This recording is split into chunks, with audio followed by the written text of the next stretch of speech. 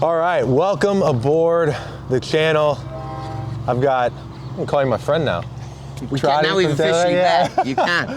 I got Trotty here from Taylormade. You guys probably know him. Almost 2 decades helping the best players in the world get the right equipment in their bag. And we're here today because I believe that 99% of golfers don't know what golf ball they should play.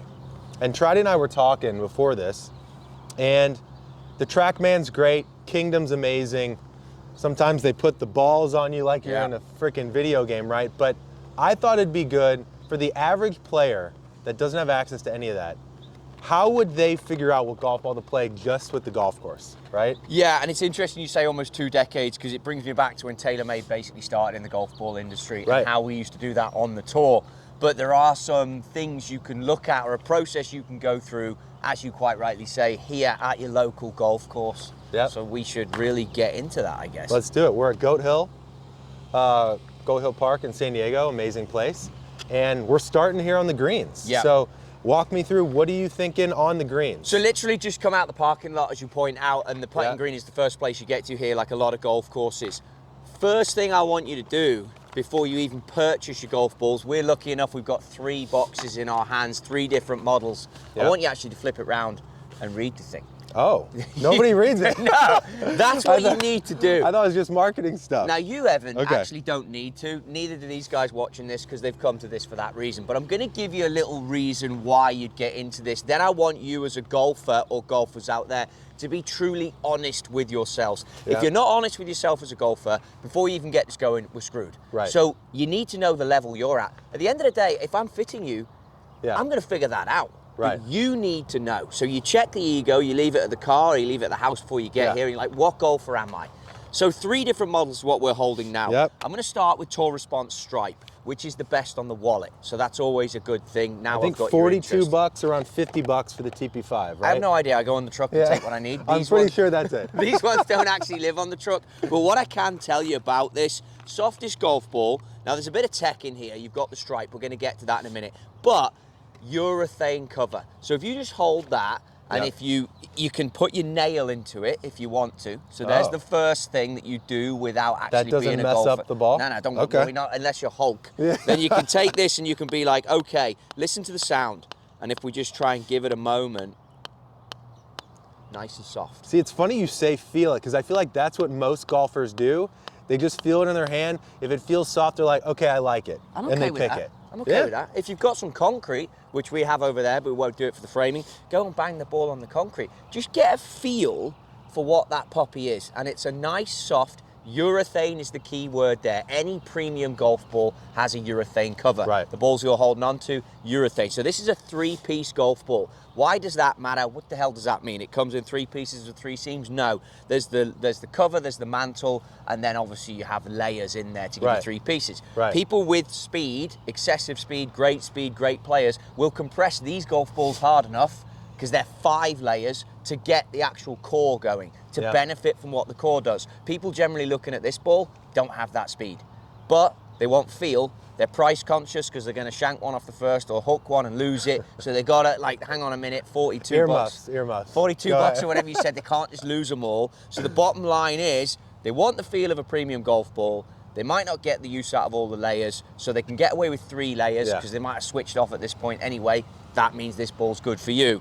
The other thing about this one, the stripe. What does that mean? When you pop it down on the green and you go and line it up, we won't get into reading greens and stuff today, but by having that stripe, you can go in there and simply use it as an alignment tool when it comes for putting, or you can see the sort of spin you're putting on your chipping.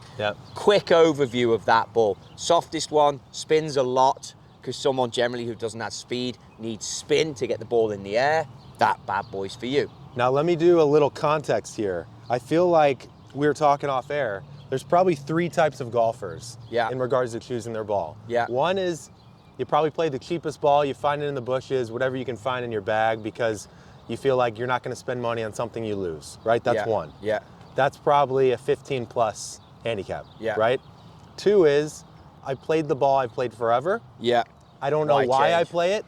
And 3 is you're probably reading the forums, seeing the studies, or you see someone on tour that plays it and you play that ball, Yeah. Right? Not a ton of thought or reasoning into it. Now, I think a lot of people watching might be thinking, because I'm a mid-level single-digit handicap, right? Does the ball actually matter? And can I actually tell the difference when I'm playing the ball? Well, it's the only piece of equipment that stays with you no matter where you go. I'm already getting emotional from the tour response. My eyes are watering. But this ball, or any model of golf ball, goes everywhere you go, use it on every shot. It's crucial. And the thing that gets me is when guys change their golf ball through a round of golf. Fortunately, don't play with many golfers like this, but my old man will be a classic. Starts on the first with one model, finishes on the fourth with a different model, plays the seventh. For sure, whatever you find in your bag. What you do, finds one in the bushes he thinks is better, goes with that. Wrong. Okay. This has got to stay consistent, because if this doesn't, none of the equipment can. Okay. So as we move on to the golf balls that you've got in the hand, the black box TP5, the red box TP5X. In a nutshell, more premium golf ball, 5 layers like we've talked about. This one's going to spin more, that one's going to spin less. But that doesn't mean you base it off a spin, thinking, oh, I hit a shot and get a bit of backspin on it, or hit a check.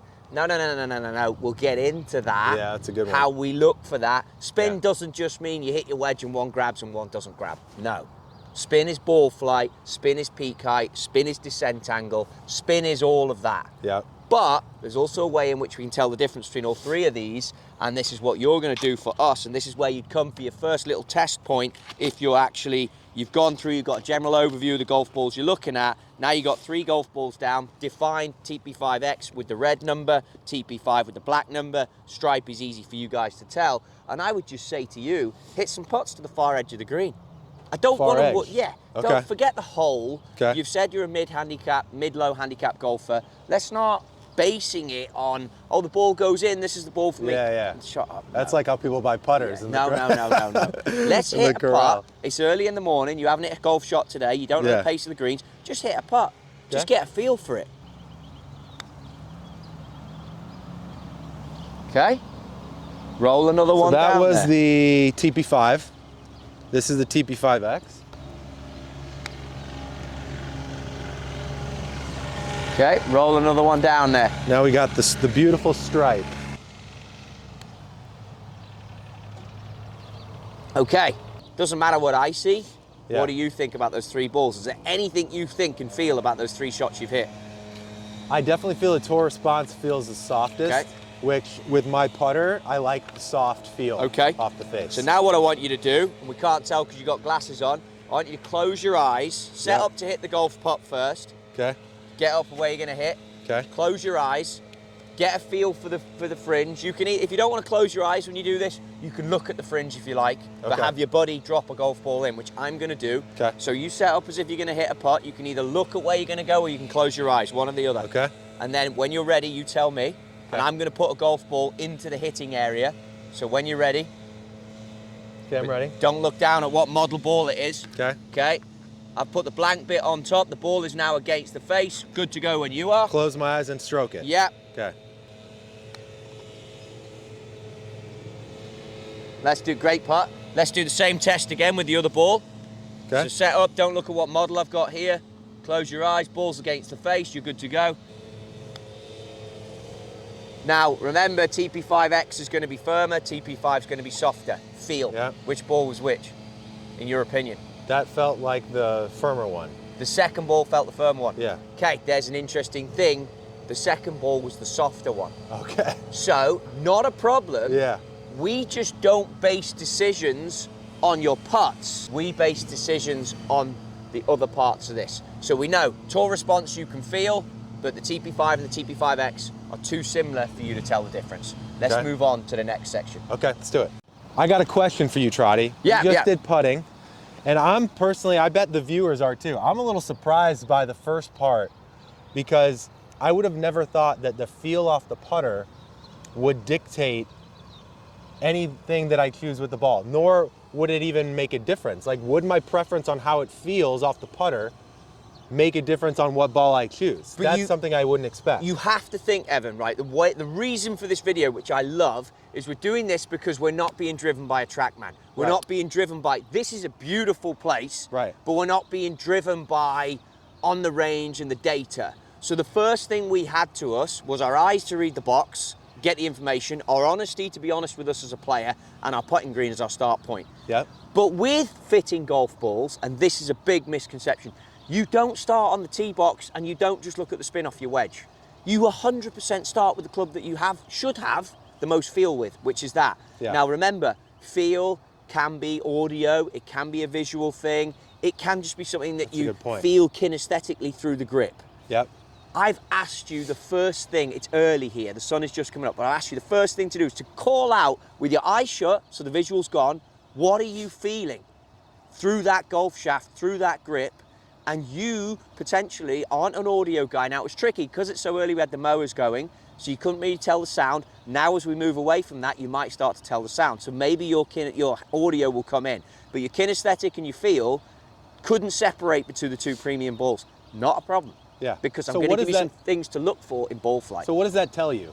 If I can't tell the difference between the premium golf balls, what does that tell you for my fitting classes? I don't know how much of my stuff you've seen, but I like to be very honest. Yeah. It tells me that you're a mid-handicap golfer. Yeah.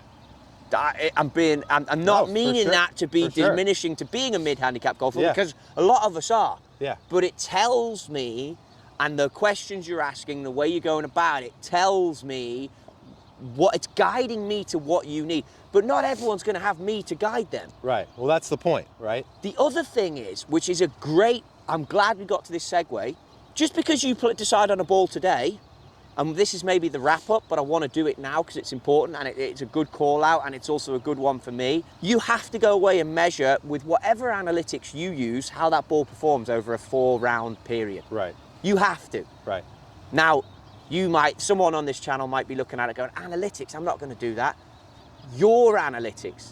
And if your analytics are, I had this chip shot from this distance and I played a shot, and in my mind when I got in the car I was thinking about it on the drive home, I don't love that benchmark. But if that's your benchmark, because that's where you're at and that's a form of analytics, I'm okay with that. Yeah, I really am. Also, we should probably say, some people might be like, oh, these are only Taylormade balls.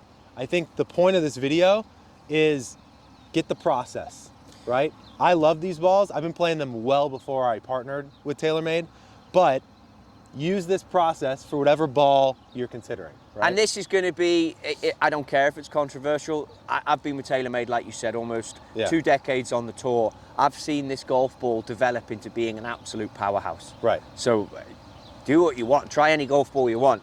Yeah. I still think this will come out money. Sure. There's a golf ball for everyone. There's a reason that we're covering this today. There's a reason I'm on here. I believe in this golf ball. That's why I'm doing it. I think it's absolutely class.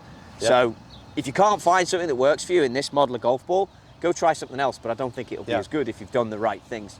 So we started with feel. Okay. Now tell me, what do you think about with chipping and around the greens? Because you made a good point. It's not about check. I think people think a spinny ball, it's going to check.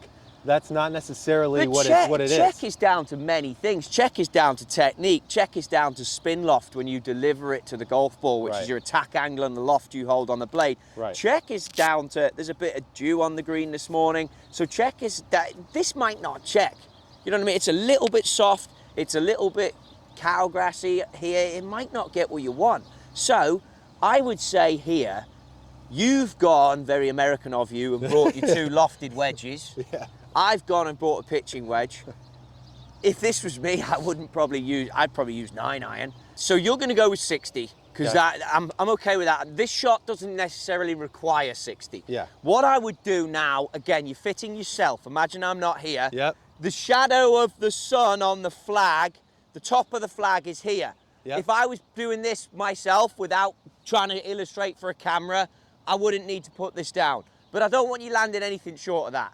Okay? Okay. So play your 60. Now, what ball are you into here first? Red number is an X. X, okay. TP5X. A little bit wet on the ground. Remember that call out, but just play me a nice little chip shot. Okay. And let's try and just get a bit of feel. And what we're going to do now is we're going to hit 2 or 3 X's before we switch golf balls. Okay. Go for it. Don't worry about the check. I already know that was a nice strike and a nice little check. Don't worry about that. It's a good shot. That was a little toey. Any call outs yet? Definitely feels a little clicky. Okay, brilliant. Go for it. And hopefully the audio is picking that up. Yeah. Now listen to this. This is a 5. Almost identical to shot 1. Lovely chip. And then that's almost identical to shot 2. Yeah. So, what do you take out of that? That felt a little softer to me. So, and the feel and you are didn't sound as dictating. clicky. Okay, so now, and let's go giving you credit on where we were on the putting green. Yeah. It's calmer now. Am I making progress? You are. You're doing a good job. It's calmer now. The only thing, we've got an engine running over there that's maintenance. Again, it's early. We're going to deal with our surroundings. That's going to happen to you. Yeah. But now, on a shot of 20 yards, maybe 18 yards, putting a bit of speed into it. We're not even looking at the way they're landing and the way they're spinning. Shot 1 and shot 3 were almost identical, by the way, and they did check up a little bit. It's up the hill slightly, but that's what you got. Also, shot 2 and shot 4 were a little heavy. No problem. Good results, good chips. Not mid-handicap, mid-low handicap golfer results, by the way. Very good. This one I want you to hit while you've still got the feels in your head. Okay. But we're being honest with ourselves on the golf shots we're hitting. Yep. Well, it's interesting you say don't pay attention to the spin, because as a mid-single-digit handicap, I'm like, ooh, that checked, that didn't. I'm trying to automatically decipher it to the ball. But here's the thing, Evan. If you whack the ball back and whip the face over and hit down and steep on it and pull across, it's going to spin like this. Right. And if you put the ball at the front and shut the face and hood one in there, it's going to run. Right. So we can't look at that for this. Good point. You know what I mean? And it's early, and it's like, is it going to spin, isn't it? It's They're all going to spin if and you I was hit up at 4:30 this morning, so 100%. how does that impact my spin? I don't know. Much softer, right? Yeah. And you can tell, again, I hope that people can pick up the audio. Yeah, it's funny, I've been playing the tour response for years, but I've never done it immediately after a TP5. Yeah. So I've never understood the difference, really. This is nice, all right. Again, that's your heavy one, runs out a bit, it does check, the others would have ran further. Okay, so something you just said there.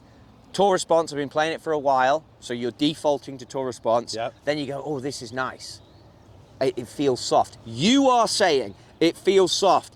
This is nice. You're saying that. Yeah. I personally want to bring in TP5 a little bit more into your thoughts. Okay. The reason at this stage is it's 5 layers. So there's going to be some benefit as we move back a little bit. I might not even have you hit shots on the next bit of our test. But right here, right now, I almost don't need to ask you, but we will get to it. But I'm getting from this, tour response you quite like because you like the soft feel. You're intrigued by 5, and X, you just seem to be going through the motions. Fair, not fair, you give me some feedback. Yeah. Imagine I'm not here. To be perfectly honest, I don't really feel a difference between X and 5. X and 5. Yeah. It's more so, because I think what a lot of people are probably thinking is, I play the $42 ball fine. I can't see a difference, so why pay the $50? So that's why I'm intrigued to be like, okay, what am I actually getting? Now, the other thing I want to tell you is the only thing that I've ever seen a difference in a golf ball over the years of playing them is iron shots into the green. Yeah. Does it stick where my ball mark is? Yeah. Or does it zip back 10 feet? It's just a distance control thing. Like, I like that if I'm going to hit a 145-yard shot and I hit it good, it's going to be 145. It's not going to spin back to 140. So before we go any further, hold that thought and let's move back to 120, 130 yards. Okay.